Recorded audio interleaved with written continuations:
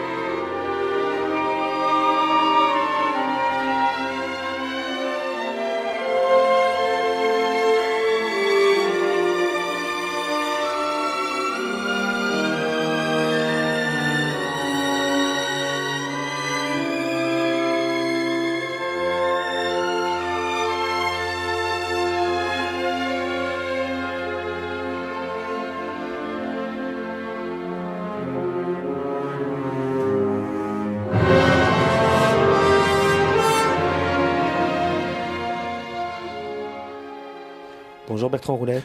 Bonjour. L'heure est grave dans le deuxième acte, dans le second acte de cet intermezzo de Richard Strauss, puisque nous avons affaire aux époux Storch, alias Strauss. Lui est chef d'orchestre, musicien, créateur.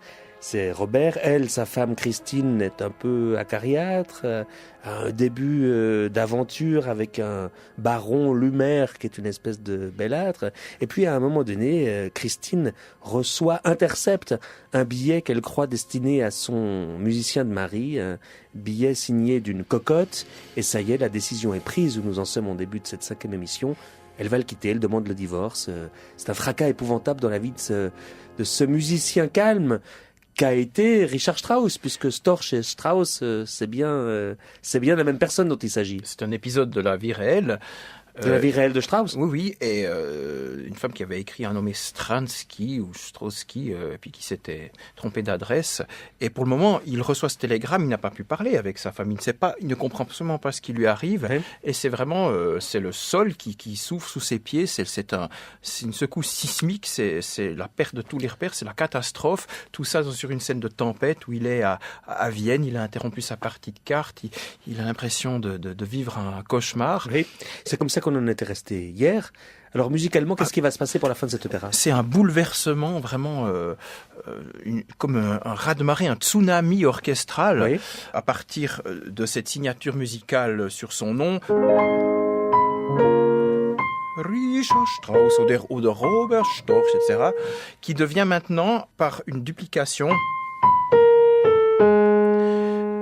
vraiment des motifs zébrés comme ça, comme des branches tordues qui tiennent encore au tronc de la tonalité, mais qui permettent de cueillir vraiment des fruits éloignés, très très amers, complètement dissonants et qui pourraient être complètement perçus comme de la musique atonale s'il y avait ce lien malgré tout dans notre oreille, des intervalles dissonants, emblématiques même de la musique contemporaine, mais qu'on a été habitué à percevoir comme mélodiques et qui étaient déjà très étirés, mais qui sont maintenant même encore dupliqués. À votre sens, là, Richard Strauss, harmoniquement, va très très loin. C'est très, pas l'image qu'on en a, oui.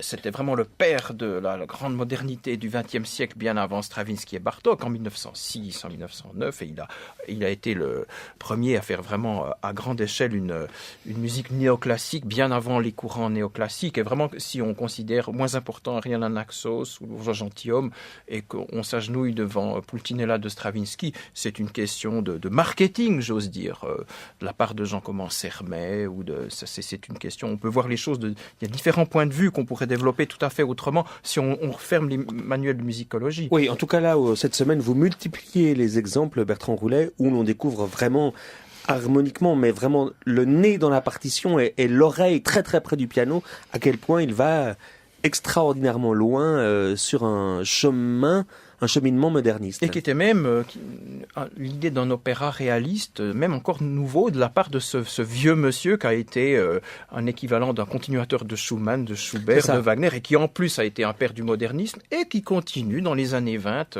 à apporter une part majeure. Glenn Gould disait l'événement majeur musical du XXe siècle. On est au moins deux à le penser. Alors on a entendu, là pour commencer cette émission, quelques accents de l'un de ces 12 interludes orchestraux, de cet intermezzo, de ce drame bourgeois. Ce qu'il faut maintenant simplement se rendre compte au piano, c'est à partir de ces motifs qu'on amène un peu dans la tête,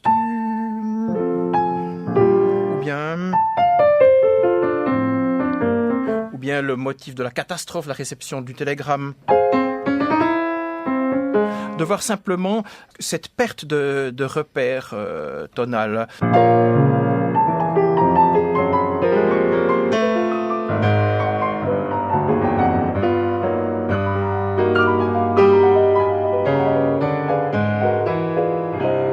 Par exemple, c'était déjà un motif assez tortueux, le motif du compositeur. Et puis ici, donc on a ça dans la basse. Non, il n'y a pas un point commun avec le motif du compositeur de Ariane Naxos là-dedans ? Le motif du compositeur...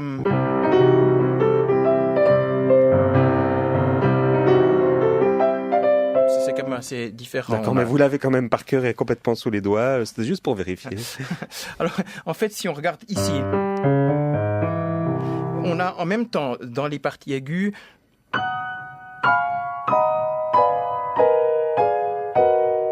déjà, on peut dire qu'on est dans une tonalité mineure, mais déjà elle-même altérée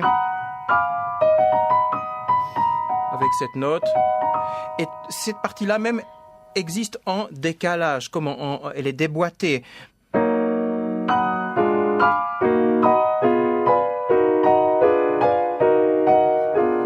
Alors tout ça ensemble, ça donne vraiment quelque chose de cataclysmique. Et puis il y a ce motif très intéressant maintenant dans ce tremblement de terre musical. C'est un thème qui a l'air pourtant assez tonal, mais faussement. Parce on ne sait pas trop à quelle tonalité on pourrait lui attribuer un accompagnement.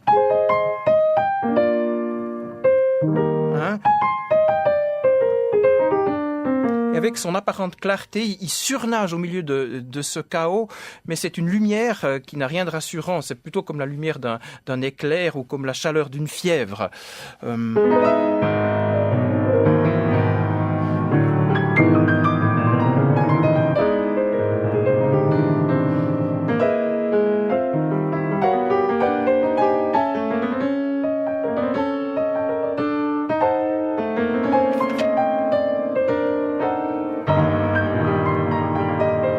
C'est quelque chose qui nous est familier, mais ce sont des éléments tonaux, des éléments clairs, mais qui prennent un caractère effrayant, un petit peu comme si on voyait dans un village submergé par une crue, un torrent de boue, tout d'un coup un élément de rideau avec des fleurs ou un ours en plus ou je ne sais quel jouet d'enfant. Tout d'un coup, cet élément paisible dans ce chaos a même quelque chose d'effrayant parce qu'il est fragmenté, parce qu'il est hétéroclite dans son apparition.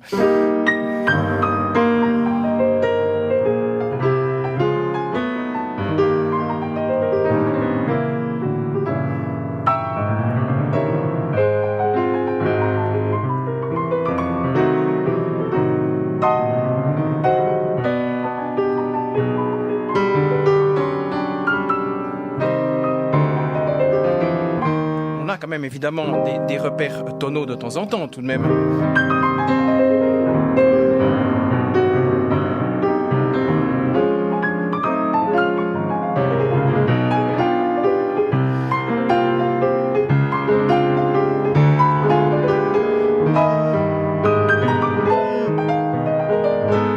Ce qui est ambigu, c'est qu'en fait, si je reviens avec ce thème apparemment clair, on aurait quelque chose de moins choquant s'il était un tout petit peu plus dissonant, par exemple. S'il y avait ça, par exemple. Il serait plus en harmonie avec l'accompagnement.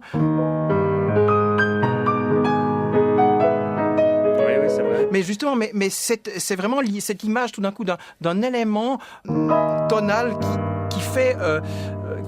c'est le chaos qui absorbe les éléments plus ordonnés, en fait. Orchestralement, ça donne... dans l'orchestration, c'est quelle mise en œuvre? Alors, on a des choses tout à fait étonnantes, des rencontres, par exemple, de cet intervalle, mais parallèles par des timbres divers.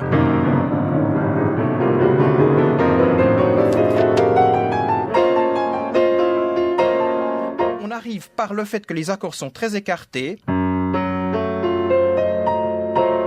à avoir en fait des accords qui s'approchent d'un total chromatique. Et parce qu'il y a des timbres différents. Par exemple, on a là-dessus, mais avec un instrument différent. Alors si on joue tout ensemble au piano, ça fait presque une sorte d'agrégat. Il faut presque que je le chantonne, c'est pas très beau, mais...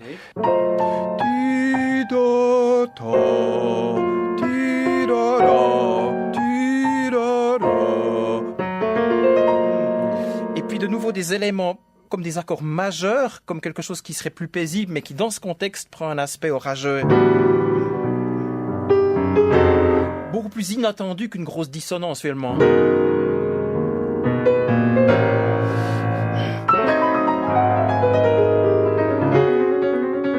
Et la duplication maintenant, la division, qui devient... On a vraiment l'impression que c'est comme s'il y avait une fissure, une immense fissure dans toute la texture musicale.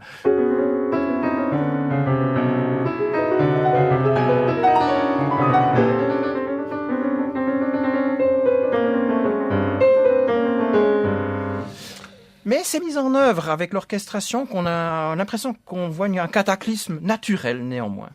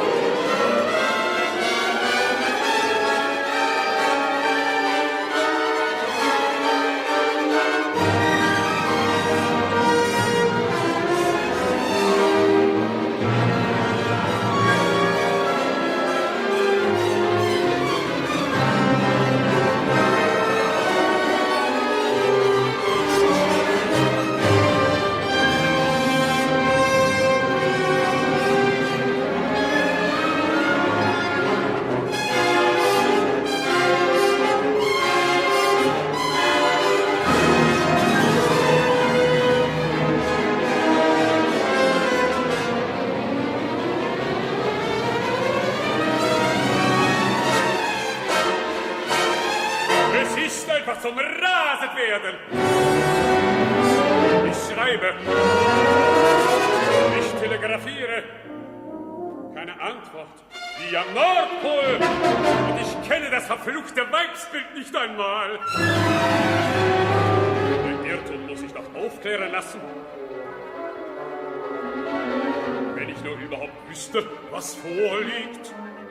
Si seulement Christine envoyait une explication, s'exclame Robert Storch, le diable emporte ses trucs de bonne femme, dit donc Robert, mais la solution il va l'avoir, entre Storch et Stroh. Stroh arrive vers lui et lui dit, dis donc, peut-être que c'est quand même à moi que s'adressait cette lettre de la demoiselle, de cette cocotte, donc de cette Mietzemeyer. Alors il l'envoie en personne le jour même par un train de nuit à Garmisch pour aller lever ce quiproquo et il devient vraiment même menaçant parce que et c'est là qu'on voit qu'une histoire de rien du tout avec un motif où Stroh finalement c'était quoi? C'était un peu un anti-Storch, donc finalement au lieu de on a aussi une inversion.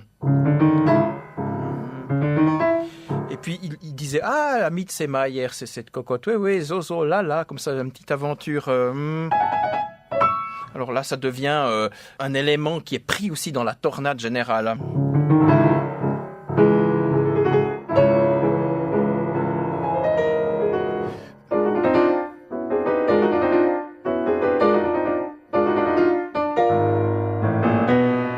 Bertrand Roulet, c'est quelle tonalité ça? Ou quelles tonalités? Alors, non seulement il y a plusieurs tonalités, mais en plus, quand un groupe d'accords est en train de rouler l'un sur l'autre d'une tonalité à l'autre, et que ça fait déjà un mélange très hétéroclite et très étrange, ce groupe continue par une sorte de force d'inertie d'aller plus loin encore que le mélange déjà osé qui se trouve. Je vous donne l'exemple. Oui. Ça vient un peu avant.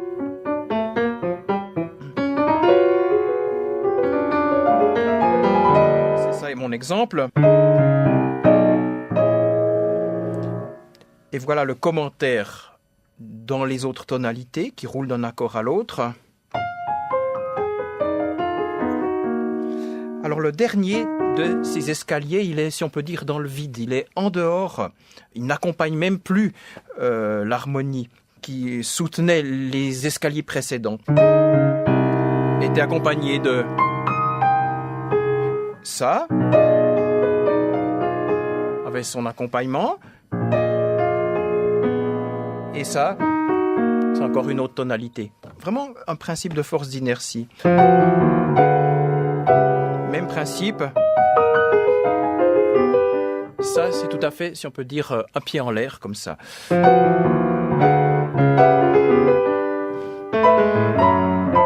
Maintenant, j'essaie de tout jouer, mais alors très lentement. Oui.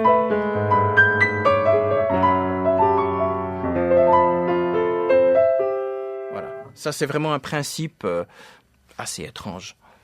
D'un côté, pour mesurer la tension intérieure de ces personnages, de l'autre côté, des moments de détente, puisque le drame se résout peu à peu, puisqu'anecdotiquement, Storch découvre que c'est Estro qui était visé. Ce qui veut dire paille en plus, en allemand. Ce qui veut dire c'est un personnage quand même un peu minuscule, quoi. Oui, mais oui. une paille qui était mal placée. Oui, si on veut. Mais alors, ensuite, on a des intermèdes de soulagement par rapport à ces grandes tensions qui reprennent un peu en sens inverse dans la grande structure. Mais par exemple, les motifs du départ au début du premier acte. Alors,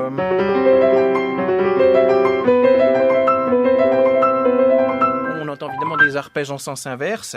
Et puis alors là, il y a des étagements, il y a un jeu purement musical de polyphonie qui est hallucinant. Là, c'est vraiment l'élément de polyphonie qui prend la première place. Surtout autour du thème du compositeur. Et puis ce petit motif associé à Stroh avant. Ou plutôt à la Mietzemeyer, à cette femme légère. Oui.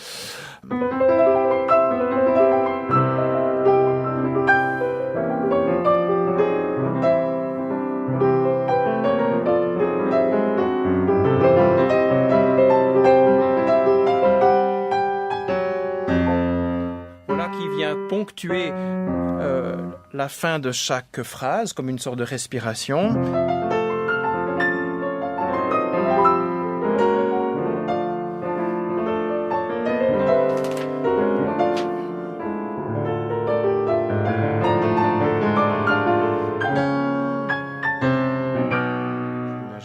De le souligner, ça marque vraiment toute l'œuvre comme une marque de fabrique presque.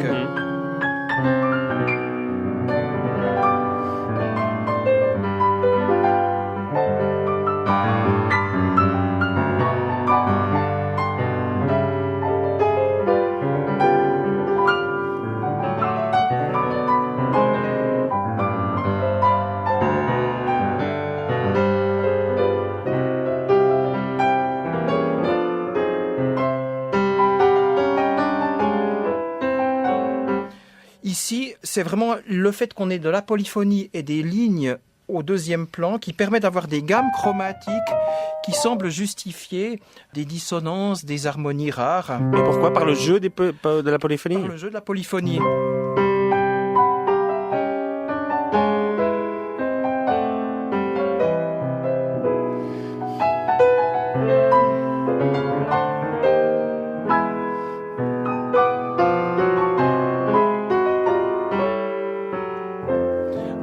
on a une montée un peu en escalier, ta da da da da ta, mais qui est vraiment l'inverse d'une montée progressive, comme on en aurait par exemple dans Scheherazade de Korsakov.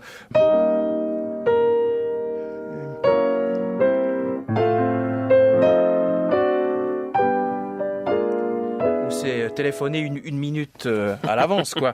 Donc cette irrégularité, elle vient à chaque fois, malgré un aspect séquentiel, d'abord par une irrégularité du nombre de segments, des mesures.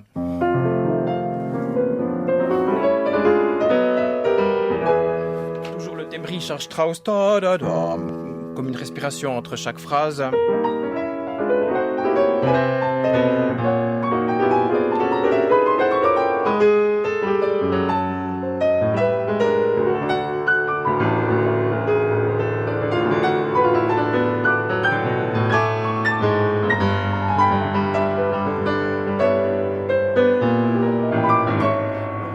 Cette idée cataclysmique de ces sauts, de ces intervalles successifs,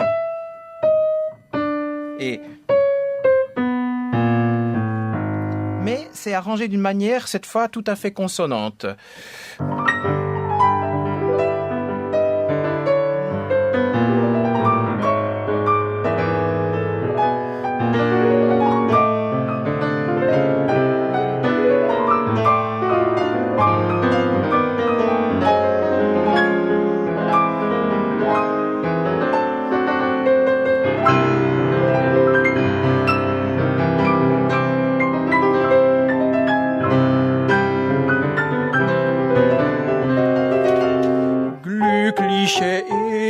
Mariage heureux, c'est comme une espèce de valse, de triomphe qu'il se fait à lui-même. Oui, une espèce de tendresse malgré tout. De tendresse et puis de célébration presque de l'énergie retrouvée et puis de sa force créatrice, de sa bonne humeur, de sa joie de vivre qui peut passer par-dessus toutes les épreuves. Et oui, puis, nature heureuse. Il y a une espèce de joie de créer comme ça. Il y a un débordement, une sorte de geyser d'invention. Et une espèce d'autoportrait quand même, c'est un peu vite dit, mais... Oui, et puis aussi un jeu de musique pure, un peu comme Bach, qui accumule la polyphonie, puis qui peut étirer à l'infini une idée.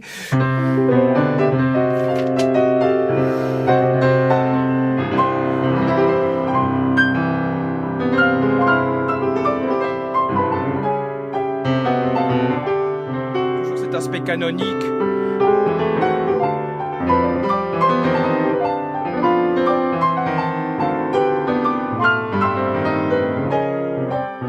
De la polyphonie qui génère l'harmonie, c'est un bon exemple ici, parce que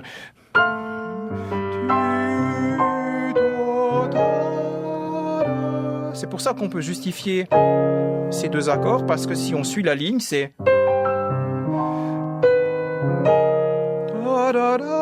et puis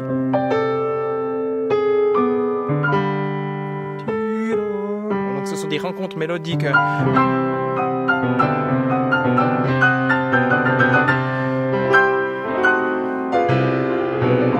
Le cliché est dans la basse.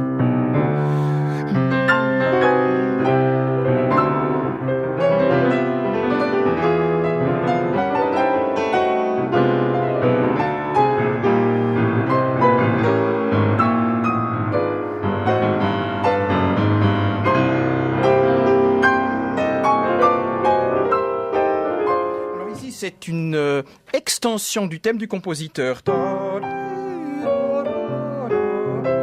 avec certaines de ces cellules, microcellules, qui sont doublées. Et on rajoute ça encore. Et puis, on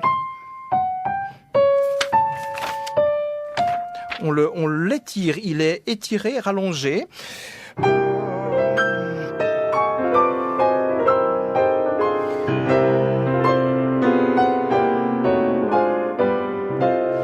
Et puis, il y a même des violons soli qui rajoutent à cette harmonie.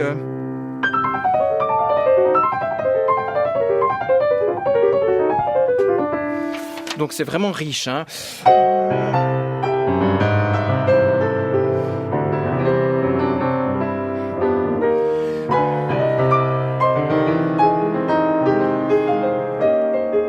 Le retour toujours des thèmes qui nous sont quand même un petit peu familiers, les intermèdes de départ. Et le thème du mariage heureux, pour dire à quoi on est à échapper, mais c'est tout pantelant de sentiments et de, à la fois de soulagement et de générosité.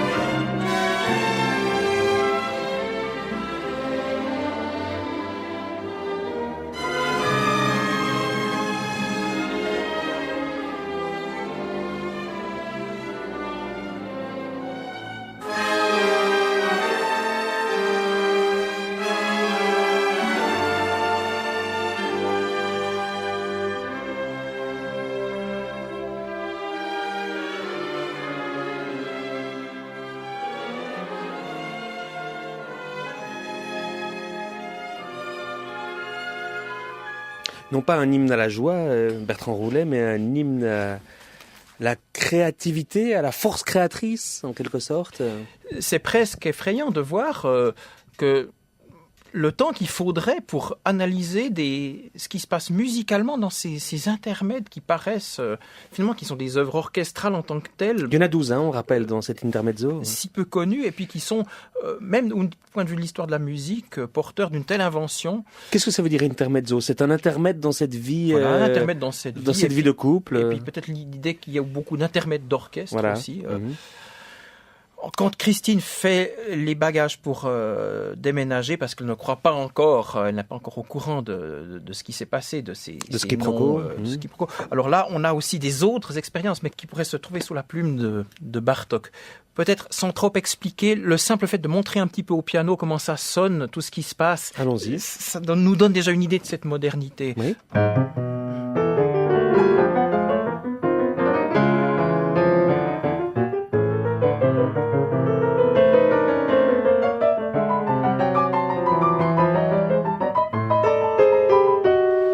Donc on voit qu'on a toujours à la fois majeur et mineur. Je vais vous jouer lentement un passage particulièrement ambigu. Par exemple, on est en principe dans une tonalité qui serait celle-ci, Fa dièse. on a à la fois du majeur et du mineur. Et tout ça ensemble, alors...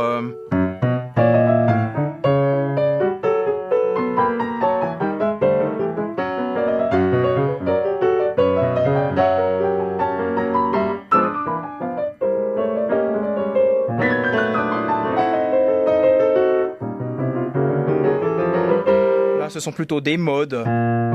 C'est-à-dire, dites-moi? Ni majeur, ni mineur, mais plutôt des échelonnements. Oui. Et puis, quelque chose qui serait assez proche de cette tonalité, mais avec une basse et à la quinte. Comme si on avait...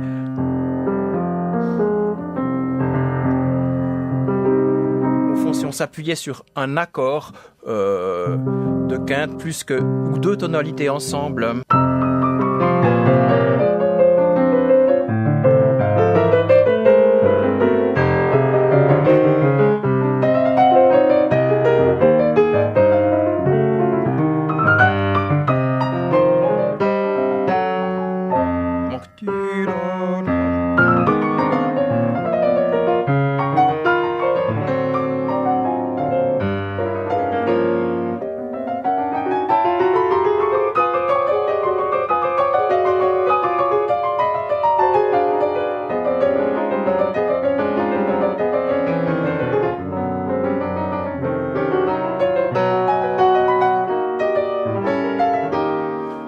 Plus ou moins à l'idée d'une tonalité fixe, mais c'est un souvenir, mais alors complètement chaotique de...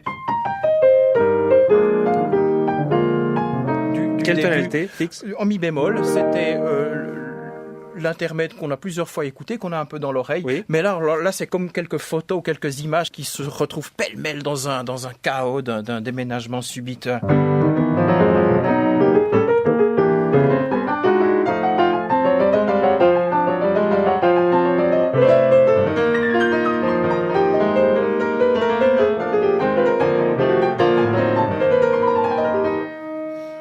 L'appartement de Christine, qui d'ailleurs est complètement en désordre, hein, d'où ce chaos. Alors on pourrait analyser ce désordre, mais c'est vraiment... Il faudrait une émission rien que là-dessus. Oui. Ce que je vais essayer de vous faire passer encore, c'est cette idée à la fois de polyphonie et de polyrythmie, ou de cette succession de structures rythmiques différentes. Oui. Le thème lui-même, on voit qu'il a une carrure, canonique d'ailleurs, par 4 mesures.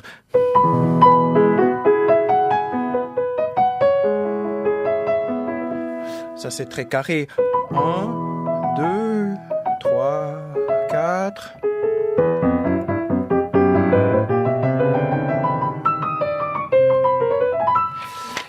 Ensuite, on a des structures qui sont à 3. 1,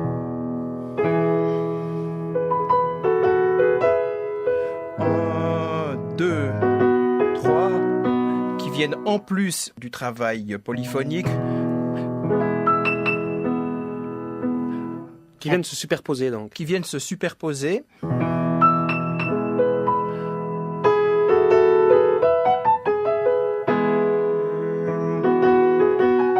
Là, je peux pas tout le jouer, mais peu importe, on va pouvoir l'entendre après. Oui. Là où ça devient vraiment très intéressant, si je ne joue que les parties externes, par exemple, un motif en séquence, ici de 3 mesures. 1, 2, 3. 1, 2, 3. Et puis en même temps, dans les basses, on a quelque chose qui va par 4 mesures. 1, 2, 3, 4. Ici par 2. 1, 2, 1, 2. Avec des canons.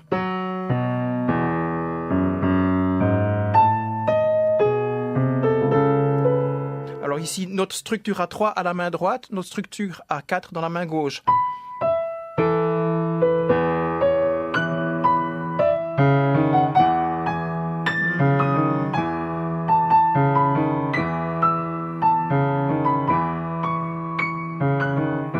Vraiment, c'est 1, 2, 1, 2. Et puis, cette structure à 3 à la main droite ne tient pas compte. Elle avance à sa propre vitesse. 1, 2, 3. 1, 2, 3. 1, 2, 3.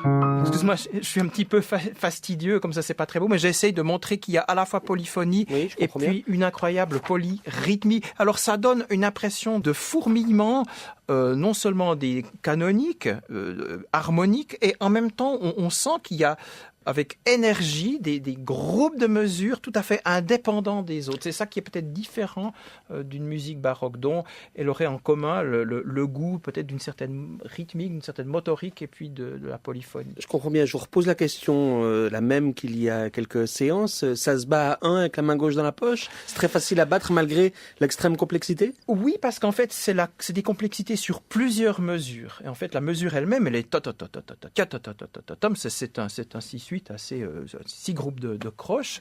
La métrique est simple, Voilà. mais la rythmique est très complexe.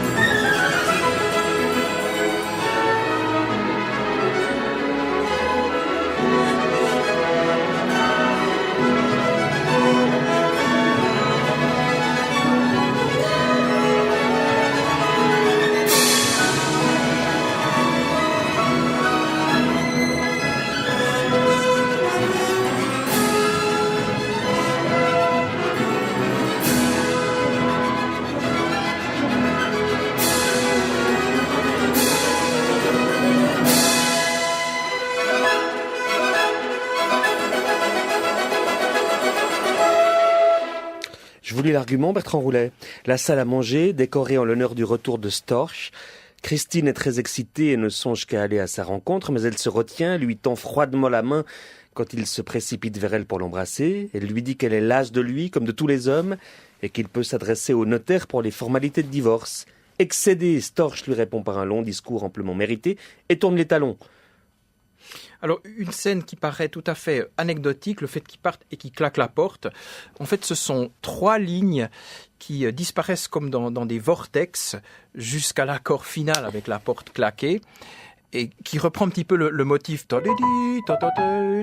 qu'on vient d'écouter avec notre fameux motif portrait, ce nom en musique.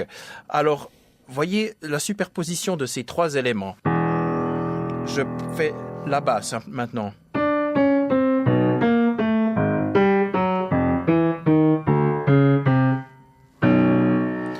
Dans l'aigu.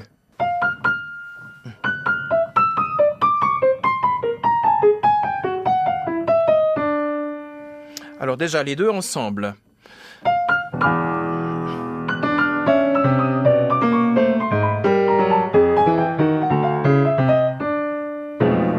Mais on a en plus le thème du compositeur qui est dans cette explosion à la dynamite qui gicle comme en copeaux.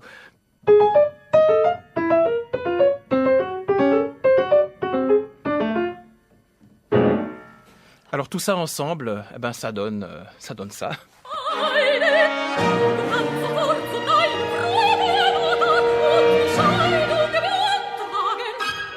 Genug, das kannst du selber tun, Kreuzelement. Ich habe genug von dieser Komödie.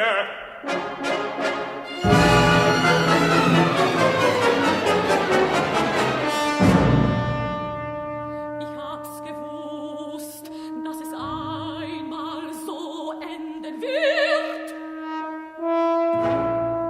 Besser heut als morgen.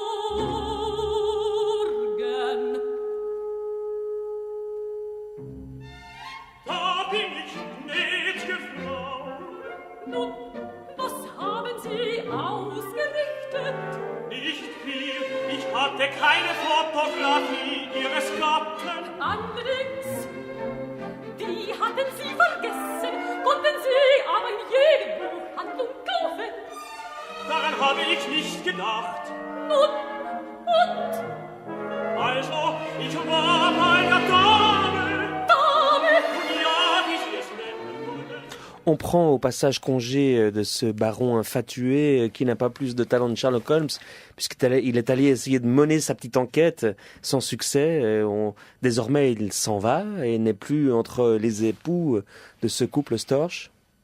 Et puis on arrive à une scène finale qui a encore quelques éléments qui résument bien toute la palette de ce langage qui va de la plus grande audace, de la plus grande dissonance jusqu'à un romantisme qui gagne peut-être même encore en comparaison à ces expériences stylistiques. Et on a ici un brouillage, peu à peu une image qui, comme si on avait jeté une pierre dans l'eau, une image qui s'apaise et qui sont les thèmes magnifiés, les thèmes conjugaux. Et on a cette dernière grande dissonance.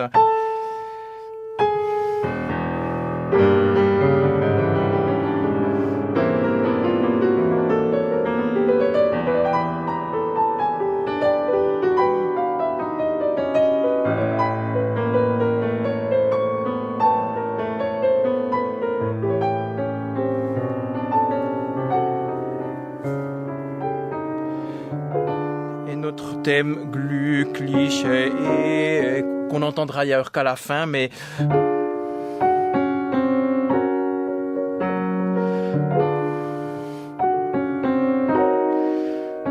alors évidemment ici toutes les combinaisons thématiques sont à l'honneur, par exemple à la basse.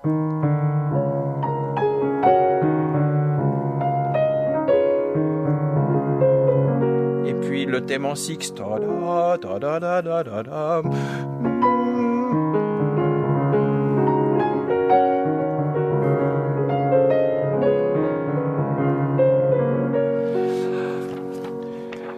Tout cela peut être analysé comme une polyphonie romantique.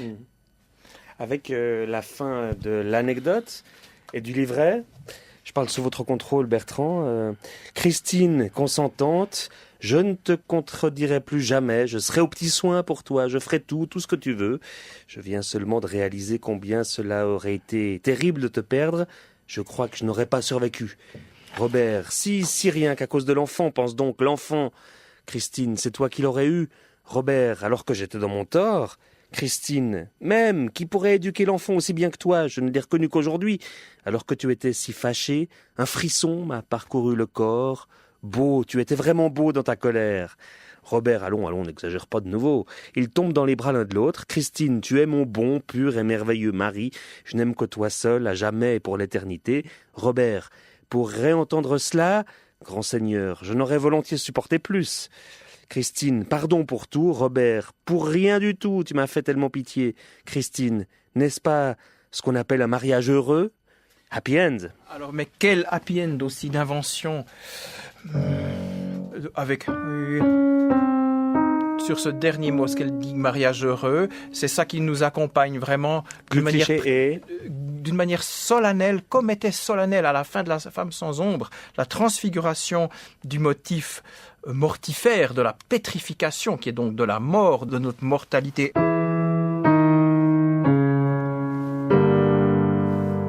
Alors maintenant, on verra que ce glücklich parcourt d'une manière vraiment solennelle tous les thèmes tendres qui l'entourent.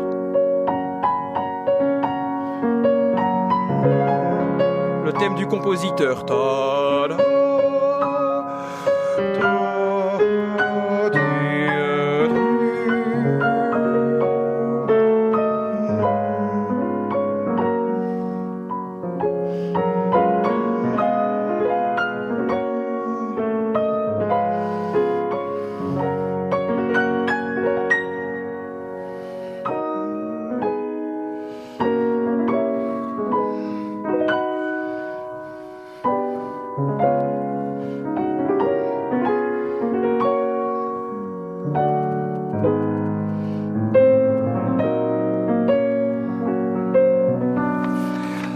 Et alors, ce qui est sublime, c'est qu'en même temps, on a des allusions à Ariane Anaxos, l'arrivée de Bacchus, qui est pour Ariane abandonnée, qui croit avoir le dieu des morts qui arrive, en fait, un renouveau d'elle-même et la possibilité d'un nouvel amour.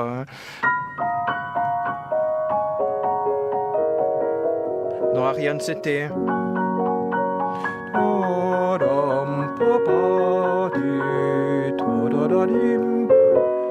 Alors, et puis on a une citation quasiment de La femme sans ombre, les âmes à naître, en fait les âmes qui peuvent s'incarner dans de bonnes conditions, c'est-à-dire qui sont semblables au monde des esprits, mais en même temps humains. Rappelez-moi ça.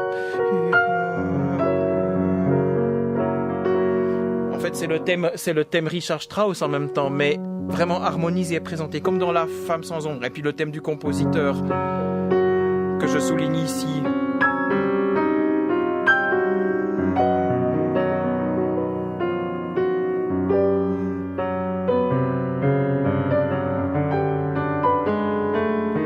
Ces dissonances à la main gauche, c'est le thème du compositeur. Et puis ça, c'est Glückliche,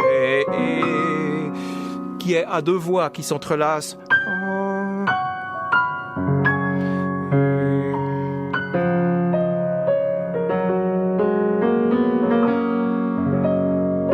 Notre thème et variation pour la dernière fois.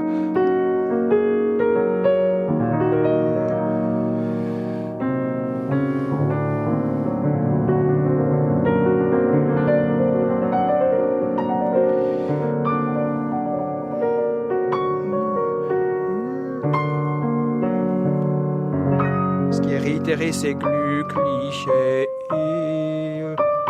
Ça, c'est le plus important. Et puis le thème du compositeur, ici.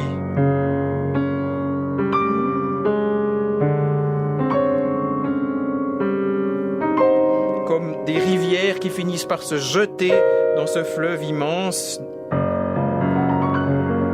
qui exprime finalement, dans ce mariage qui a duré plus de 50 ans, un amour inconditionnel. Et c'est vraiment quelque chose qu'on peut admirer tant chez l'homme que chez le Créateur.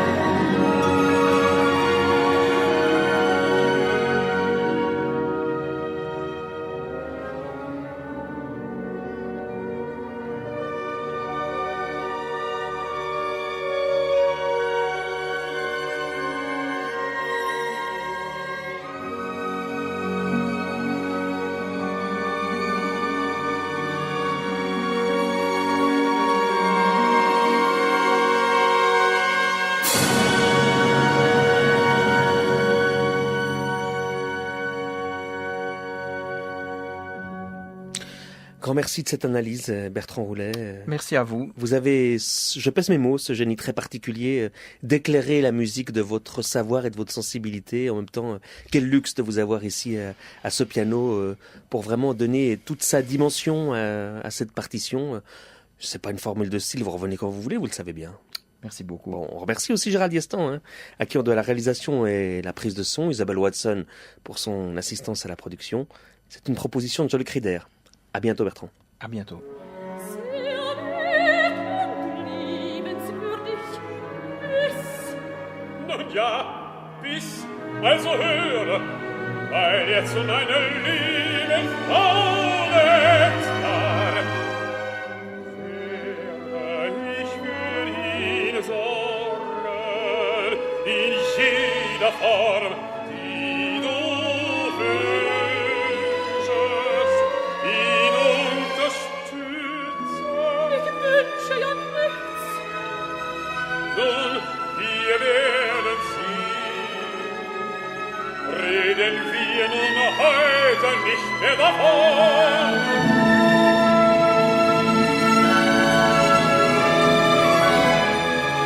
Gutmütig war sagst du, da habt ihr euch wohl nie gestritten. Nein, zum Sterben war nicht zu gebrauchen, dazu war zu blöd und schüchtern. Schüchtern?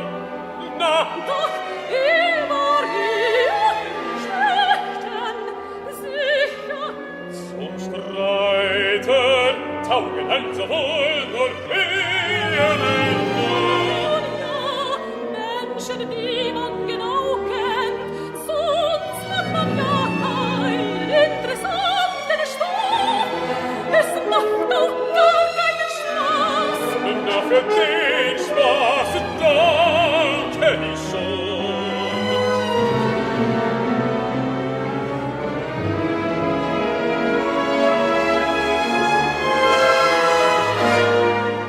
Aber ich kann doch nicht immer deiner Meinung sein. Wo bliebe mein Stolz, meine Selbstachtung?